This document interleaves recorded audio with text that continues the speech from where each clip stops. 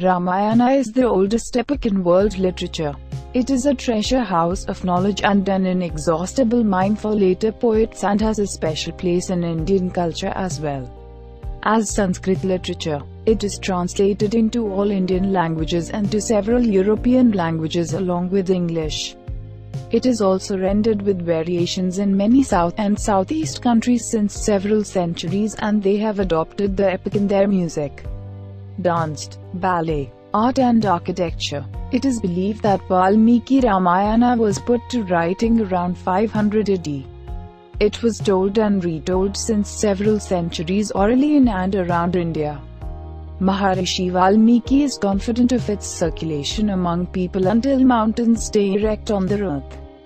Ramayana is known as a treatise of Dharma, the four Purusharthas, values of life, viz. Dharma, Artha, Kama, and Moksha are dealt here with utmost care.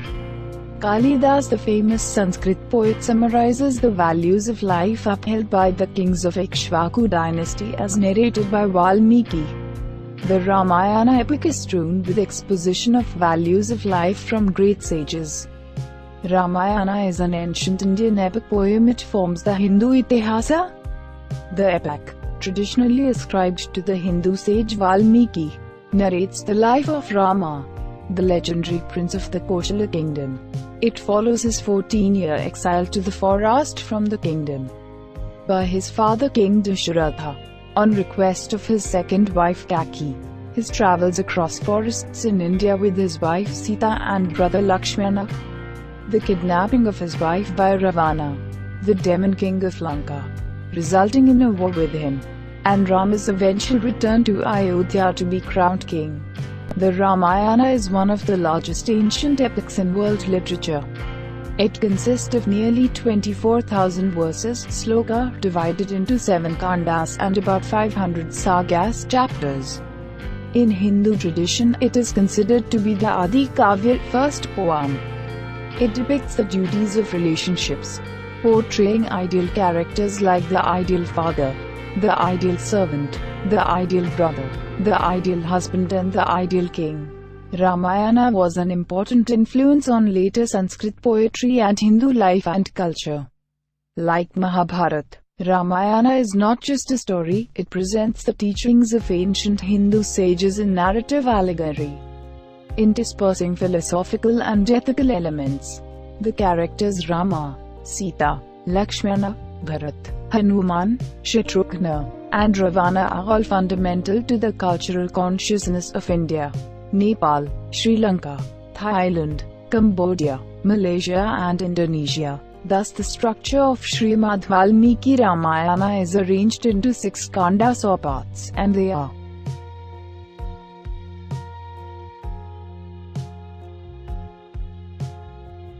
Number 1 Ballet-kāṇḍa, part of youth. Number 2 Ayodhya-kāṇḍa, part of Ayodhya. Number 3 araṇya-kāṇḍa, part of forest. Number 4 Kishkinha-kāṇḍa, the empire of holy monkeys. Number 5 Sundara-kāṇḍa, part of beauty. Number 6 Yudha-kāṇḍa, part of war. Number 1 Ballet-kāṇḍa, part of youth. Dasharatha was the king of Ayodhya. He had 3 wives, Kaushalya, Kaki and Sumitra. He was childless for a long time and anxious to produce an heir. So he performs a fire sacrifice known as Putra Kameshti Yaga.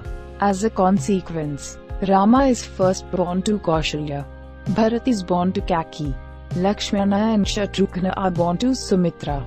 These sons are endowed, to various degrees, with the essence of the Supreme Trinity entity Vishnu. Vishnu had opted to be born into mortality to combat the demon Ravana, who was oppressing the gods, and who could only be destroyed by a mortal. The boys are reared as the princes of the realm, receiving instructions from the scriptures and in warfare from Vasishtha.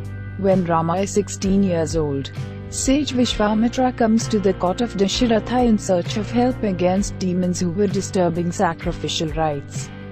He chooses Rama, who is followed by Lakshmana, his constant companion throughout the story. Rama and Lakshmana receive instructions and supernatural weapons from Vishwamitra and proceed to destroy the demons. Janaka was the king of Mithila, One day a female child was found in the field by the king in the deep furrow dug by his plough. Overwhelmed with joy, the king regarded the child as a miraculous gift of God. The child was named Sita, the Sanskrit word for furrow. Sita grew up to be a girl of unparalleled beauty and charm.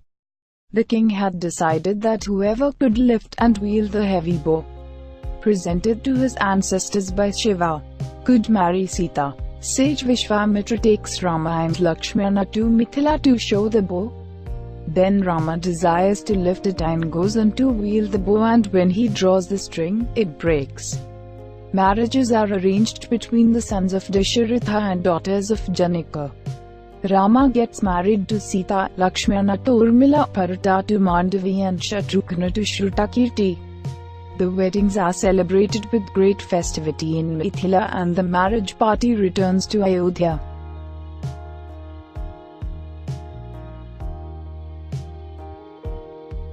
Number 2. Araṇya-kāṇḍa, part of Ayodhya. After Rama and Sita have been married for 12 years, an elderly Dasharatha expresses his desire to crown Rama, to which the Koshala assembly and his subjects express their support. On the eve of the great event, Kaki, her jealousy aroused by Mandhara, a wicked maidservant, claims to Bans that Dasharatha had long ago granted her. Kaki demands Rama to be exiled into the wilderness for 14 years, while the succession passes to her son Bharat. The heartbroken king, constrained by his rigid devotion to his given word, accedes to Kaki's demands. Rama accepts his father's reluctant decree with absolute submission and calm self-control which characterizes him throughout the story. He is joined by Sita and Lakshmana.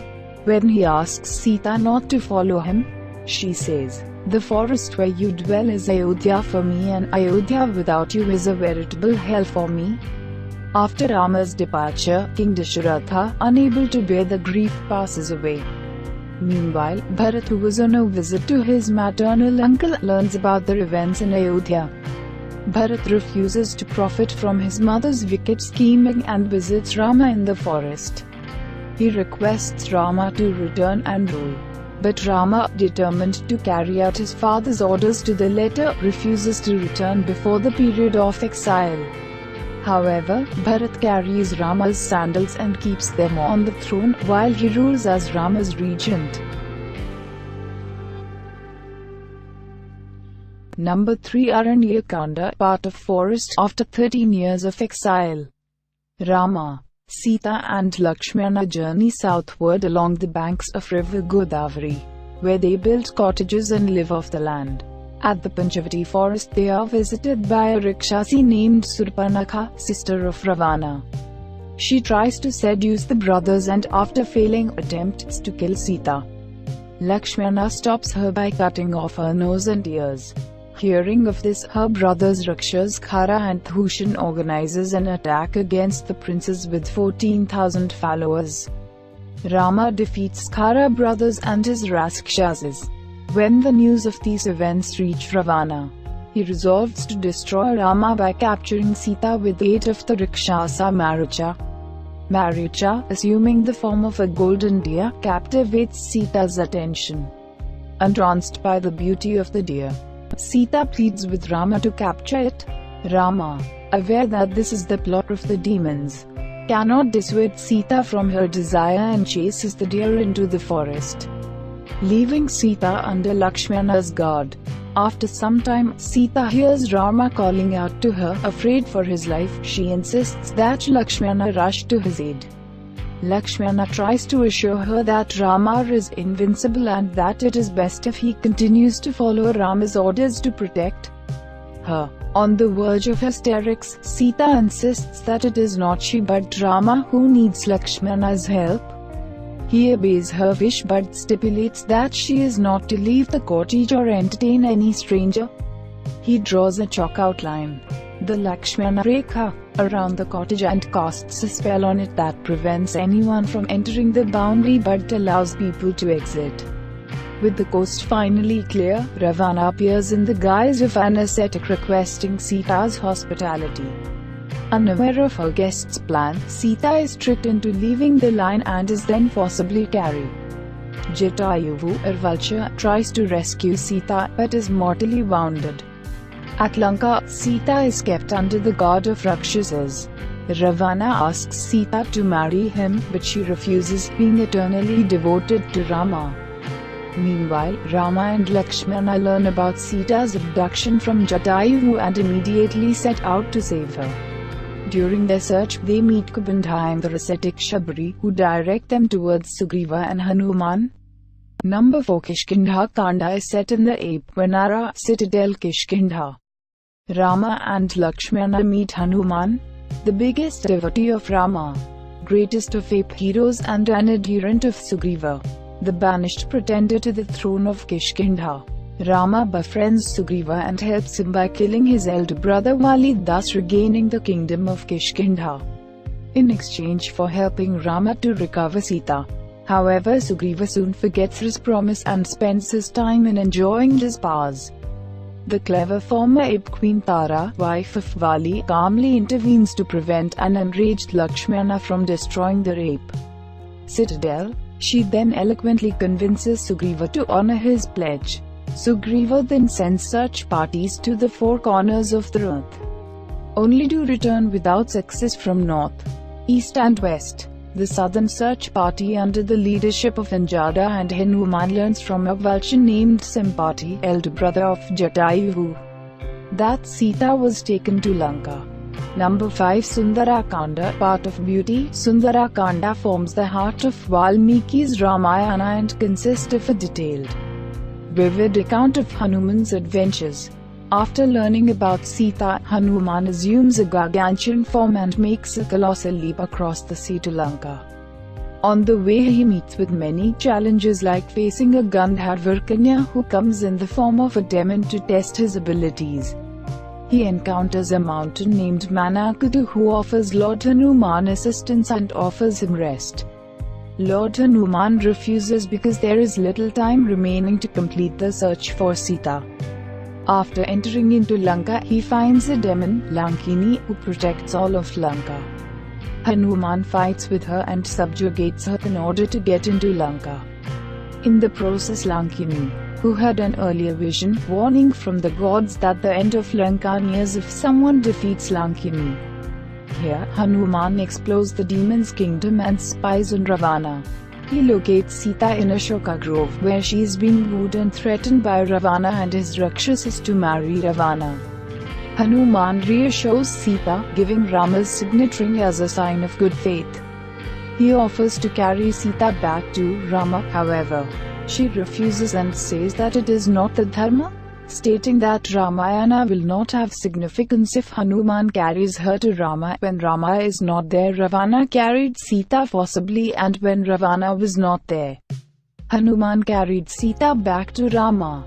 She says that Rama himself must come and avenge the insult of her abduction. Hanuman then wreaks havoc in Lanka by destroying trees and buildings and killing Ravana's warriors. He allows himself to be captured and delivered to Ravana. He gives a bold lecture to Ravana to release Sita. He is condemned and his tail is set on fire. But he escapes his bonds and, leaping from roof to roof, sets fire to Ravana's citadel and makes a giant leap back from the island. The joyous search party returns to Kishkindha with the news.